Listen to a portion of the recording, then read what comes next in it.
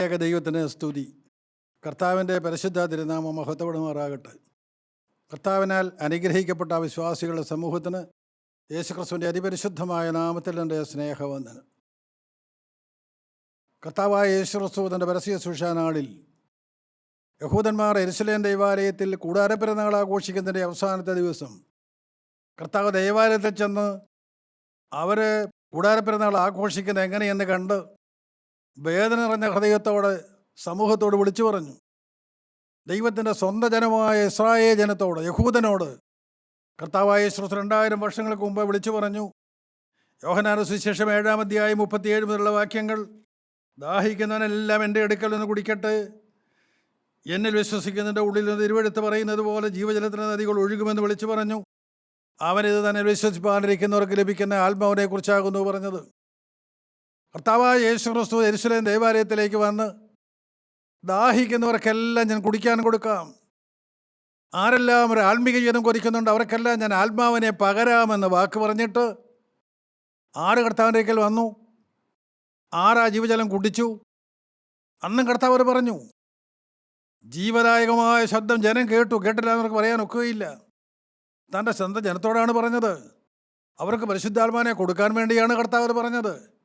പക്ഷെ സ്വീകരിക്കാൻ ആളില്ല. ഈ തലമുറയിലോ, ഇന്ന് വചനം കേൾക്കുന്ന ദൈവജനമേ, ഇന്ന് നാം കർത്താവിൻ്റെ 2ാമത്തെ വരവിനോട് ഏറ്റവും അടുത്തിരിക്കുന്നു. നിങ്ങൾക്ക് ഓരോരുത്തർക്കും അറിയാം, സാമാന്യ ജ്ഞാനമുള്ള ഓരോരുത്തർക്കും അറിയാം, ലോകം അതിൻ്റെ അന്ത്യത്തിലേക്ക് ദ്രുതഗതിയിൽ പോയിക്കൊണ്ടിരിക്കുന്നു.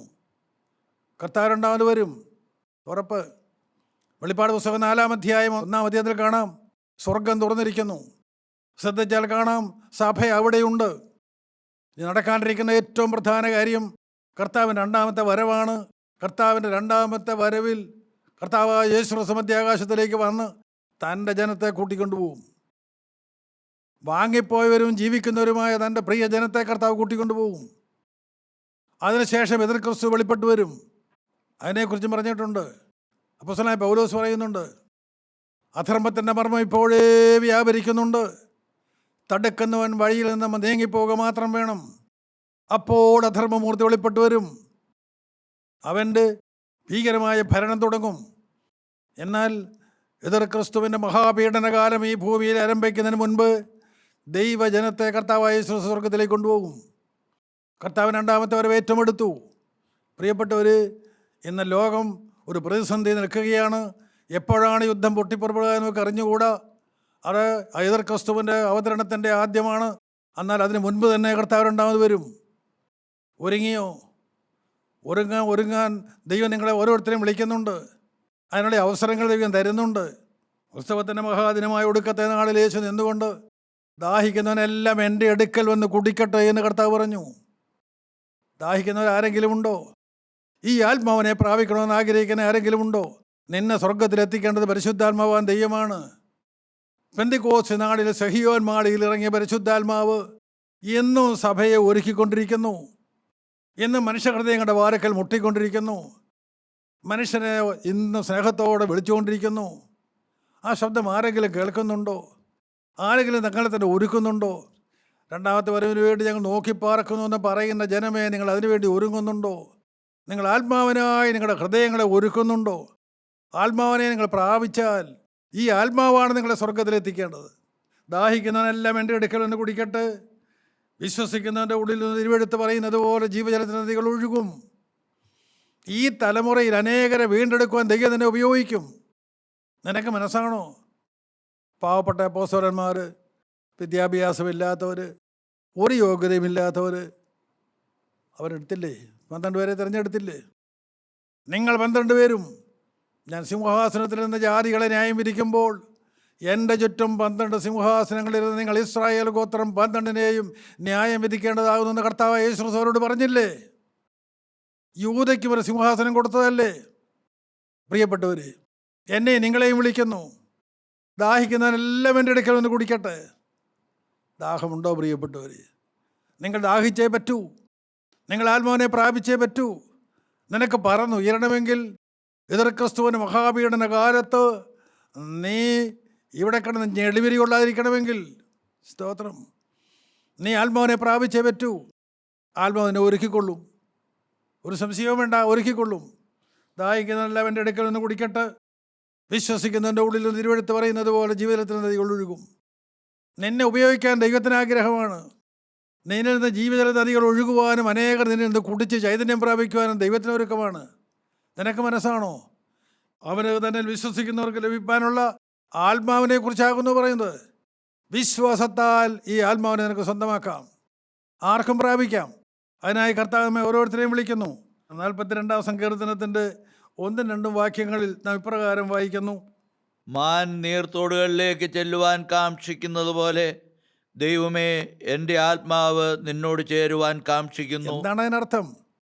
കോരഹപുത്രന്മാരുടെ സങ്കീർത്തനമാണ്. മാൻ നീർത്തോടുകളിലേക്ക് ചെല്ലുവാൻ കാക്ഷിക്കുന്നത് പോലെ ദൈവമേ, എൻ്റെ ആത്മാവ് നിന്നോട് ചേരുവാൻ കാക്ഷിക്കുന്നു. എൻ്റെ ആത്മാവ് ദൈവത്തിനായി, ജീവനുള്ള ദൈവത്തിനായി തന്നെ ദാഹിക്കുന്നു. ഞാൻ എപ്പോൾ ദൈവസന്നിധിയിൽ ചെല്ലുവാനിടയാകും? ആ ഹൃദയത്തിൻ്റെ തേങ്ങൽ നിങ്ങൾക്ക് മനസ്സിലായോ? എൻ്റെ ആത്മാവ് ദൈവത്തിൻ്റെ ആത്മാവിനോട് ചേരുവാൻ ദാഹിക്കുന്നു. സഹോദര സഹോദരി, ദൈവം നിന്നെ സൃഷ്ടിച്ചപ്പോൾ ഈ ഭൂമിയിലെ ഏതെങ്കിലും ജീവിയെപ്പോലെ ജന്തുവിനെ പോലെയല്ല സൃഷ്ടിച്ചത്. ഈ ലോകത്തിലെ ബാക്കി സകലത്തിനും ശരീരവും ജീവനും മാത്രമേ ഉള്ളൂ. എന്നാൽ ദൈവം നിനക്ക് ആത്മാവിനെ തന്നു. അതാണ് ദൈവത്തിൻ്റെ സ്വരൂപം, ദൈവത്തിൻ്റെ സാദൃശ്യം, അതാണ് ദൈവത്തിൻ്റെ തേജസ്. ദൈവത്തിൻ്റെ അതേ സ്വരൂപത്തിൽ, സാദൃശ്യത്തിൽ, തേജസ്സിൽ നിന്നെ സൃഷ്ടിച്ചു. നിൻ്റെ ഉള്ളിൽ ദൈവം ഒരു ആത്മാവിനെയാക്കി. ആ ആത്മാവിൻ്റെ ദാഹം തീരുന്നത് എപ്പോഴാണ് നിങ്ങൾക്കറിയാമോ? ആ ആത്മാവ് എപ്പോഴാണ് ആശ്വാസം പ്രാപിക്കുന്നത്? അതാണ് ഇവിടെ സങ്കീർത്തനക്കാരൻ കോരഹപുത്രന്മാരങ്ങനെ ധ്യാനിക്കുന്ന അങ്ങനെയാണ്. മാൻ നീർത്തോടിലേക്ക് ചെല്ലുവാൻ ദാഹിക്കുന്നത് പോലെ. മരുഭൂമിയിലായിപ്പോയ മാൻ, ആ മാൻ ഇതാ വെള്ളമില്ലാതെ ദാഹിച്ച് വരളുകയാണ്. മരുഭൂമിയിലൂടെ വിരണ്ടോടുകയാണ്. മരുഭൂമിയിലെ മരീചിക കണ്ട് തളർന്ന അവശനായ മാൻ നിൽക്കുമ്പോൾ അവൻ കാക്ഷിക്കുകയാണ്, ആഗ്രഹിക്കുകയാണ്, ദൈവമേ, എൻ്റെ ആത്മാവ് നിന്നോട് ചേരുവാൻ കാക്ഷിക്കുന്നു. മാൻ നീർത്തോടുകളിലേക്ക് ചെല്ലുവാൻ കാക്ഷിക്കുന്നത് പോലെ ദൈവമേ, എൻ്റെ ആത്മാവ് നിന്നോട് ചേരുവാൻ കാക്ഷിക്കുന്നു. പ്രിയപ്പെട്ടവർ, നിൻ്റെ മേലാക്കിയിരിക്കുന്ന അതേ ആത്മാവ് ദൈവത്തിൻ്റെ പരിശുദ്ധാത്മാവിനോട് ചേരുന്നില്ലെങ്കിൽ അത് വൈധവ്യം പ്രാപിക്കും. അതെന്നും ഞരങ്ങിക്കൊണ്ടിരിക്കും, അതെന്നും കരഞ്ഞുകൊണ്ടിരിക്കും. സ്തോത്രം. അത് ദൈവാത്മാവിനോട് ചേരണം. മനുഷ്യാത്മാവ് ദൈവാത്മാവിനോട് ചേരണം. അത് അവൻ്റെ ദാഹമാണ്. നിങ്ങൾക്ക് എത്ര പേർക്ക് മനസ്സിലായി? ഞാനിങ്ങനെ ഒരു പുസ്തകത്തിൽ വായിച്ചൊരു കഥയാണ്. 2 പെൺകുട്ടികൾ, തൊട്ടടുത്തത് 2 വീടുകൾ, 2 പാവപ്പെട്ട 2 പെൺകുട്ടികൾ, ഒരേ പ്രായം. അവരൊന്നിച്ച് 2 പേരും കൂടെ സ്കൂളിലേക്ക് പോകും, നടന്നു പോവും. അവർ ഒരു ക്ലാസ്സിൽ ഒരു ബെഞ്ചിൽ ഒന്നിച്ചിരുന്നവർ പഠിക്കും. 2 പേരും ഒന്നിച്ച് മടങ്ങിപ്പോരും. പാവപ്പെട്ട വീടാണ്. 2 പേരുടെയും അച്ഛന്മാർ കൂലിവേലപ്പണിക്കാരാണ്. 10ാം ക്ലാസ് വരെ ഇവർ പഠിച്ചു. പിന്നെ പഠിക്കാൻ നിവൃത്തിയില്ലാത്തതോട് പഠിത്തം നിർത്തി. എന്നാൽ അതിലൊരു പെൺകുട്ടിയെ വിവാഹം ചെയ്ത് പത്രികത്തിലേക്ക് അയച്ചു. മറ്റേ പെൺകുട്ടി ആ വീട്ടിൽ തന്നെ നിന്നു. വർഷങ്ങൾ കഴിഞ്ഞപ്പോൾ വിവാഹം കഴിഞ്ഞ ആ പെൺകുട്ടി ഒരു നല്ല ഓമന മോനുമായിട്ട് തിരികെ വന്നു. നല്ല പൊന്നോമന മോൻ, നല്ല മിടുക്കൻ. കൂട്ടുകാരി എന്നെ ആ മോനെ എടുത്തു, കളിപ്പിച്ചു, ചിരിപ്പിച്ചു. വലിയ സന്തോഷം. അവൾക്ക് വലിയൊരാഗ്രഹം, എനിക്കും ഇതുപോലൊരു കുഞ്ഞു വേണം. കിട്ടുമോ? അവളെത്ര കരഞ്ഞാലും, അവളെത്ര ചാടിയാലും, ബഹളം വെച്ചാലും അവൾ കുഞ്ഞിനെ കെട്ടില്ല. ഇതാണ് കാരണം. അവിടെ ഒരു പുരുഷനോട് ചേരണം കുഞ്ഞിനെ കെട്ടണമെങ്കിൽ. പ്രിയപ്പെട്ടവർ, ദൈവം നിങ്ങൾക്ക് തന്ന ആത്മാവ് വൈധവ്യം പ്രാപിച്ചിരിക്കുകയാണോ? ഇതുവരെയും ആത്മാവിനെ പ്രാപിക്കാതെ ദാഹത്തോടെ ഇരിക്കുകയാണോ? മാൻ നീർത്തോടിലേക്ക് ചെല്ലുവാൻ കാക്ഷിക്കുന്നത് പോലെ ദൈവമേ, എൻ്റെ ആത്മാവ് നിന്നോട് ചേരുവാൻ കാക്ഷിക്കുന്നു. ആത്മാവിൻ്റെ ദാഹം നിങ്ങൾക്ക് മനസ്സിലാകുമോ പ്രിയപ്പെട്ടവർ? സ്തോത്രം. പരിശുദ്ധാത്മാവിനോട് നിൻ്റെ ആത്മാവ് ചേരണം. അവിടെയാണ് വീണ്ടും ജനനം നടക്കുക, അവിടെയാണ് നിത്യജീവനുണ്ടാകുക, അവിടെയാണ് സ്വർഗത്തിലേക്ക് പോകാനുള്ളതായ അവകാശം നിനക്ക് കിട്ടുന്നത്. അതൊന്നും ഇവിടെ വെച്ച് പ്രാപിക്കുന്നില്ല എങ്കിൽ വേറൊരു അവസരമില്ല, നിങ്ങൾ ഓർത്തുകൊള്ളുക. എൻ്റെ 2ാം വാക്യത്തിൽ നാം വായിക്കുന്നു, എൻ്റെ ആത്മാവ് ദൈവത്തിനായി, ജീവനുള്ള ദൈവത്തിനായി തന്നെ ദാഹിക്കുന്നു. ഞാൻ എപ്പോൾ ദൈവസന്നിധിയിൽ ചെല്ലുവാനിടയാകും? ദൈവത്തിൻ്റെ ആത്മാവ് എൻ്റെ ആത്മാവിനോട് ചേരുവാൻ എപ്പോഴിടയാകും? ദാഹിക്കുകയാണ്. പഴയ നിയമകാലത്ത് കോരഹപുത്രന്മാരെ ദാഹിക്കുകയാണ്. പ്രിയപ്പെട്ടവരെ, നിൻ്റെ ആത്മാവ് ദാഹിക്കുന്നുണ്ടോ? ദൈവാത്മാവിനോട് ചേരുവാൻ നിൻ്റെ ആത്മാവ് ദാഹത്തോടെ ഇരിക്കുന്നുണ്ടോ? നിങ്ങൾക്ക് ചിന്തിക്കാം. 63-ാം സങ്കീർത്തനത്തിൻ്റെ 1-ാമത്തെ വാക്യം, ദൈവമേ, നീ എൻ്റെ ദൈവം, അധികാലത്തെ ഞാൻ നിന്നെ അന്വേഷിക്കും. വെള്ളമില്ലാതെ ഉണങ്ങി വരേണ്ട ദേശത്ത് എൻ്റെ ഉള്ളം നിനക്കായി ദാഹിക്കുന്നു. പ്രിയപ്പെട്ടവരെ, എന്താണ് നാം വായിച്ചു കേട്ടത്? അത് ദാവീദിന്റെ സങ്കീർത്തനമാണ്. ദാവീദ് ധ്യാനിക്കുകയാണ്, ദൈവമേ നീ എൻ്റെ ദൈവം, ആദികാലത്തെ ഞാൻ നിന്നെ അന്വേഷിക്കും. ദാവീദിന് വലിയൊരു ദാഹം. എന്താണ് ദാഹം? രാജാവായ ദാവീദ്, സിംഹാസനമുള്ള ദാവീദ്, കൊട്ടാരമുള്ള ദാവീദ്, ഭാര്യമാരുള്ള പത്നിമാരുള്ളതായ ദാവീദ്, സമ്പൽ സമൃദ്ധിയുള്ള ദാവീദ്, എല്ലാമുള്ള ദാവീദ്, ദൈവമേ നീ എൻ്റെ ദൈവം, ആദികാലത്തെ ഞാൻ നിന്നെ അന്വേഷിക്കും. വെള്ളമില്ലാതെ ഉണങ്ങി വരേണ്ട ദേശത്ത് എൻ്റെ ഉള്ളം നിനക്കായി ദാഹിക്കുന്നു. എൻ്റെ ഉള്ളം എന്നുള്ള ഇംഗ്ലീഷ് വേർഡിൽ സോൾ, എൻ്റെ ആത്മാവ് നിനക്കായി ദാഹിക്കുന്നു. വെള്ളമില്ലാതെ ഉണങ്ങി വരേണ്ട ദേശത്ത് എൻ്റെ ആത്മാവ് നിനക്കായി ദാഹിക്കുന്നു. ഈ തലമുറയിൽ എത്ര പേർക്ക് ദാഹമുണ്ട്? നിങ്ങൾ ശാന്തമായി നിങ്ങളോട് തന്നെ ചോദിക്കൂ. ദാവീദ് വീണ്ടും പറയുകയാണ്, എൻ്റെ ദേഹം നിനക്കായി കാംക്ഷിക്കുന്നു. ദേഹം, ഫ്ലഷ്. എൻ്റെ ശരീരവും നിനക്കായി ഇത് കാംക്ഷിക്കുന്നു. സ്തോത്രം. എൻ്റെ ശരീരം നിനക്ക് വേണ്ടി കാംക്ഷിക്കുന്നു. എൻ്റെ ആത്മാവ് നിനക്ക് വേണ്ടി ദാഹിക്കുന്നു. എത്ര ശ്രേഷ്ഠമേറിയ അനുഭവമാണ്. ഇന്ന് അനുഭവം ഉണ്ടോ പ്രിയപ്പെട്ടവർ? ഇത് കൃപയുടെ കാലമാണ്. കൃപയുടെ വാതിൽ തുറന്നിട്ടിരിക്കുന്ന സമയമാണ്. ദൈവം എല്ലാവരെയും വിളിക്കുന്ന സമയമാണ്. നോഹയുടെ കാലത്ത് നോഹ പെട്ടകം പണിതു. പെട്ടകത്തിൻ്റെ വാതിൽ തുറന്നിട്ടു. നോഹ 120 വർഷക്കാലം പ്രസംഗിച്ച് കിടന്നു. ജലപ്രളയം വരും, എല്ലാവരും നശിക്കും. രക്ഷപ്പെടണമെങ്കിൽ ഇപ്പോൾ പെട്ടകത്തിൽ കിടന്നുകൊള്ളുക. വേറെ ഒന്നും ചോദിച്ചില്ല. വേറെ ആറൊന്നും വേണ്ട, ഒരു വീസും വേണ്ട. ആർക്ക് വേണമെങ്കിലും പെട്ടകത്തിൽ കിടക്കാം. 120 വർഷക്കാലം നോഹ പ്രസംഗിച്ച് കിടന്നിട്ട് ഒരൊറ്റ മനുഷ്യൻ പോലും ശ്രദ്ധിച്ചില്ല. ഇന്നത്തെ തലമുറയും അത് തന്നെയാണോ പ്രിയപ്പെട്ടവർ? ഇന്നത്തെ തലമുറ വെറും ചടങ്ങുകളിലേക്ക്, ആചരണങ്ങളിലേക്ക്, അനുഷ്ഠാനങ്ങളിലേക്ക് മാറിപ്പോയോ? യഹൂദൻ്റെ കൂടാരപ്പെരുന്നാൾ പോലെ അനുഭവമില്ലാത്ത വെറും ചടങ്ങുകളിൽ നിന്ന് ജനം കുടുങ്ങിപ്പോയോ? ശാന്തമായി ചിന്തിക്കാം. എൻ്റെ ശരീരവും എൻ്റെ ആത്മാവും ദൈവത്തിനായി കാംക്ഷിക്കുന്നു, ദൈവിക സാന്നിധ്യത്തിനായി കാംക്ഷിക്കുന്നു എന്ന് ദാവീദ് പറഞ്ഞതുപോലെ നമുക്ക് കാത്തിരിക്കാൻ പറ്റുമോ പ്രിയപ്പെട്ടവർ? നമുക്ക് വീണ്ടും വായിക്കാം 143 സങ്കീർത്തനത്തിൻ്റെ 6-ാമത്തെ വാക്യം. ഞാൻ എൻ്റെ കൈകളെ നിങ്ങളിലേക്ക് മലർത്തുന്നു, വരണ്ട നിലം പോലെ എൻ്റെ പ്രാണൻ നിനക്കായി ദാഹിക്കുന്നു. ഞാൻ എൻ്റെ കൈകളെ നിങ്ങളിലേക്ക് മലർത്തുന്നു. ഇല്ലാത്തവരാണ് കൈകൾ മലർത്തുന്നത്. യാചിക്കുവാൻ വേണ്ടിയിട്ടാണ് കൈകൾ മലർത്തുന്നത്. പ്രിയപ്പെട്ടവർ, നിനക്ക് എന്തെല്ലാം ഉണ്ട്? ദാവീദ് പ്രാർത്ഥിക്കുകയാണ്, ഞാൻ എൻ്റെ കൈകളെ നിങ്ങളിലേക്ക് മലർത്തുന്നു, വരണ്ട നിലം പോലെ എൻ്റെ പ്രാണൻ നിനക്കായി ദാഹിക്കുന്നു. വരണ്ട നിലം പോലെ ഇന്ന് എൻ്റെ ഹൃദയം, എൻ്റെ ആത്മാവ് ദാഹിക്കുന്നു, നിന്നോട് ചേരുവാൻ കാംക്ഷിക്കുന്നു. കർത്താവേ, ഞാനും ദാഹിക്കുന്നു. നിങ്ങളാരെല്ലാം പറയുന്നുണ്ട്. യെശയ്യാ പ്രവാചകന്റെ പുസ്തകം 55-ാം അധ്യായത്തിൻ്റെ 1-ാമത്തെ വാക്യത്തിൽ, അല്ലയോ ദാഹിക്കുന്ന ഏവരും ദ്രവ്യമില്ലാത്തവരുമായുള്ളവരെ, വെള്ളത്തിന് വരുവീൻ, വന്ന് വാങ്ങി തിന്നുവീൻ. നിങ്ങൾ വന്ന് ദ്രവ്യവും വിലയും കൂടാതെ വീഞ്ഞും പാലും വാങ്ങിക്കൊള്ളുവീൻ. പ്രിയപ്പെട്ടവരെ, അന്ന് ദൈവത്തിൽ നിന്ന് അകന്നുപോയ ഇസ്രായേലിനടുത്ത് ദൈവം കൊടുത്ത വാഗ്ദത്തം എന്നും ദൈവം മറന്നിട്ടില്ല. ഇനി തന്നെ സ്വന്തം ജനമായ ഇസ്രായേലിന് വേണ്ടി അത് തുറന്നിരിക്കുന്നു. പ്രിയപ്പെട്ടവരെ, ആ വാഗ്ദത്തം ഇന്ന് നിൽക്കുന്നു. നിങ്ങൾ മറക്കരുത്. ദൈവത്തിൻ്റെ ആദ്യ സൃഷ്ടിയായ ആദാമിൻ്റെ ഇടത്തെ തിരുമാർവ് ദൈവം തുറന്നത് മണവാട്ടിക്ക് വേണ്ടിയാണ്. അവിടെ നിന്നൊരു വാരിയെല്ലെടുത്ത് ദൈവം സ്ത്രീയെ ഉണ്ടാക്കി. മറക്കരുത്. എന്നാൽ 4000 വർഷങ്ങൾക്ക് ശേഷം കർത്താവായ യേശു ക്രിസ്തു ക്രൂശിൽ കിടക്കുമ്പോൾ അവൻ്റെ തിരുവിലാവ് കുന്തം കൊണ്ട് തുറന്നു. അവിടെ നിന്ന് രക്തവും വെള്ളവും ഒഴുകി. എന്താണത്? പുതിയ നിയമ ഇസ്രായേലിൻ്റെ ഉയർത്തെഴുന്നേൽപ്പ്. സ്തോത്രം.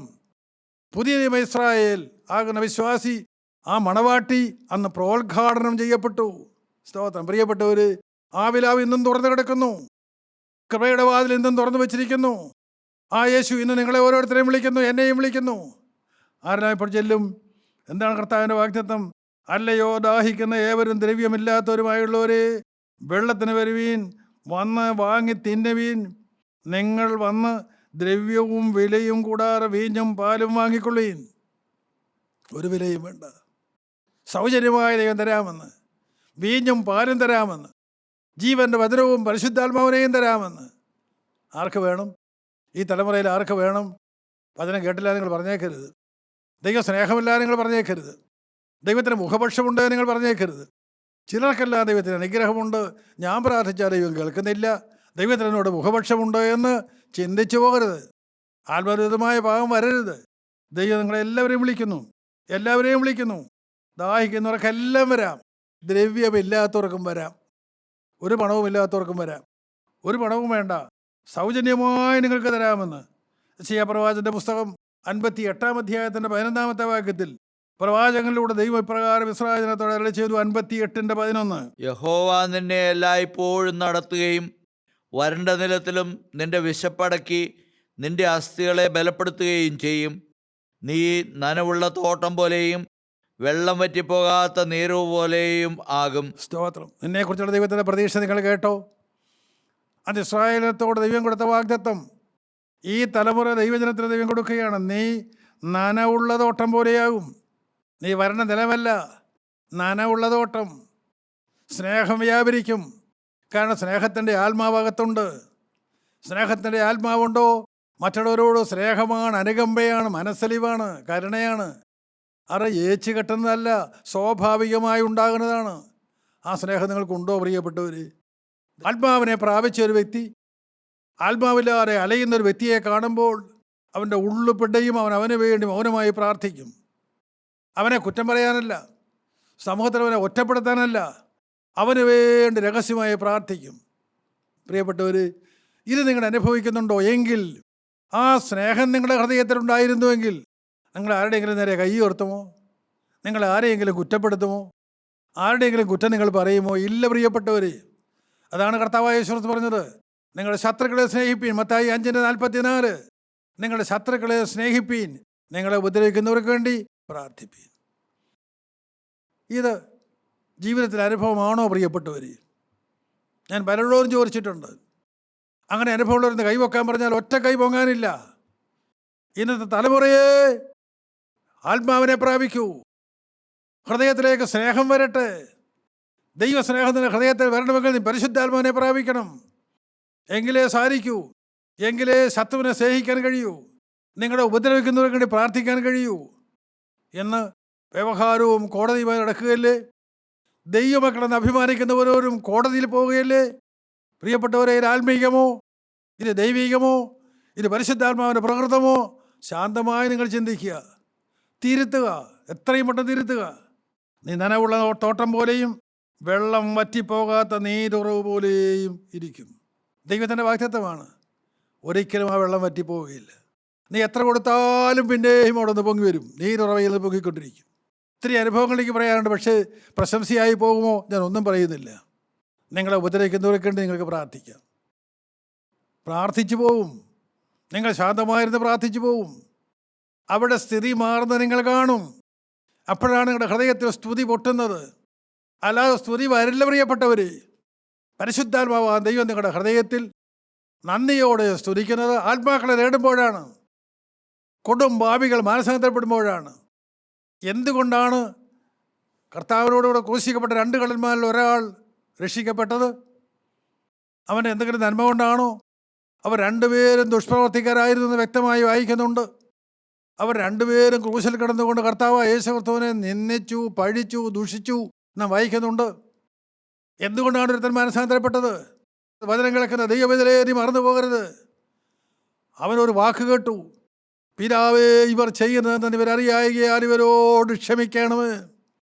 കർത്താവായ യേശുക്രിസ്തുവിന്റെ ദീനരോധനം, ക്രൂശിൽ കിടന്ന് പിടയുമ്പോഴും അവർക്ക് വേണ്ടി പ്രാർത്ഥിക്കുന്ന കർത്താവിൻ്റെ സ്നേഹ സ്വരം. ഇതല്ലാതെ ആത്മാക്കളെ നേടുവാൻ മാർഗമില്ല. നീ തത്വം പറഞ്ഞിട്ട് കാര്യമില്ല. നീ വെടിവെച്ചിട്ട് കാര്യമില്ല. അവിടെ നേരെ തോക്ക് ചൂണ്ടിയിട്ട് കാര്യമില്ല. അവരെ കുറ്റം പറഞ്ഞ് ഇടിച്ച് താഴ്ത്തിയിട്ടും കാര്യമില്ല. അതൊന്നുമല്ല ആത്മീയം. ആത്മീയം അവരെ സ്നേഹിക്കുക. ആത്മ നിറവുള്ളൊരു വ്യക്തി സ്നേഹിക്കുക തന്നെ ചെയ്യും. കർത്താവായ യേശു ക്രിസ്തുവിനെ ഒറ്റിക്കൊടുക്കുവാൻ യൂദ പടയാളികളെയും കൂട്ടിക്കൊണ്ടുവരുമ്പോൾ കർത്താവായ യേശു ക്രിസ്തുവിനെ അറിയാമല്ലോ എല്ലാം. അവനെ എന്താ വിളിച്ചത്? സ്നേഹിത, നീ വന്ന കാര്യമെന്ത്? അവിടുന്ന് സ്നേഹമേ വരൂ. പ്രിയപ്പെട്ടവർ, നമ്മുടെ ശരീരത്തിൽ എവിടെ മുറിച്ചാലും ചോരയേ വരുള്ളൂ. എന്തുകൊണ്ടാണ്? അകത്ത് ചോരയുള്ളത് കൊണ്ട്. നീ പരിശുദ്ധാത്മാവിനെ പ്രാപിച്ചു. ആത്മാവിൻ്റെ ഉള്ളത്തിലുണ്ടോ? പാവപ്പെട്ടവരെ കുറിച്ച് നിനക്ക് ചിന്തയുണ്ടോ? സാത്താൻ്റെ അടിമകളായി പോയിരിക്കുന്നവരെ കുറിച്ച് നിനക്ക് ഭാരം വരുന്നുണ്ടോ? അവർക്ക് വേണ്ടി നീ മുഴങ്കാലിൽ നിന്ന് പ്രാർത്ഥിക്കാറുണ്ടോ? കുറ്റം പറഞ്ഞു നടന്നിട്ട് കാര്യമൊന്നുമില്ല. ഞാൻ കേവലാണെന്ന് പറഞ്ഞിട്ട് ഒരു കാര്യവുമില്ല. താഴുക, താഴുക, താഴുക. പ്രിയപ്പെട്ടവർ, സൗജന്യമായി തരുവാൻ ദൈവമുണ്ട്. ഒരു വാക്യം കൂടെ വായിക്കാം. യോഹന്നാന്റെ സുവിശേഷം 1-ാം അധ്യായം 33-ാമത്തെ വാക്യത്തിൽ, ഞാനോ അവനെ അറിഞ്ഞില്ല, എങ്കിലും വെള്ളത്തിൽ സ്നാനം കഴിപ്പിപ്പാൻ എന്നെ അയച്ചവൻ എന്നോട്, ആരുടെ മേൽ ആത്മാവ് ഇറങ്ങുന്നതും വസിക്കുന്നതും നീ കാണുന്നുവോ, അവൻ പരിശുദ്ധാത്മാവിൽ സ്നാനം കഴിപ്പിക്കുന്നവനാകുന്നു എന്ന് പറഞ്ഞു. സ്തോത്രം. അനേകരെ സ്നാനപ്പെടുത്തുന്ന യോഹന്നാൻ സ്നാപക യോഹന്നാൻ, പരിശുദ്ധാത്മ നിറവുള്ള യോഹന്നാൻ സ്നാപകൻ, നാസിർ വ്രതമുള്ള യോഹന്നാൻ സ്നാപകൻ, ക്ഷൗരക്കറ്റ് തലയിൽ തൊടുവിക്കാത്ത യോഹന്നാൻ സ്നാപകൻ, വീഞ്ഞോ മദ്യമോ തൊട്ടിട്ടില്ലാത്ത യോഹന്നാൻ സ്നാപകൻ, മരുഭൂമിയിൽ ദൈവം വളർത്തിയ യോഹന്നാൻ സ്നാപകൻ.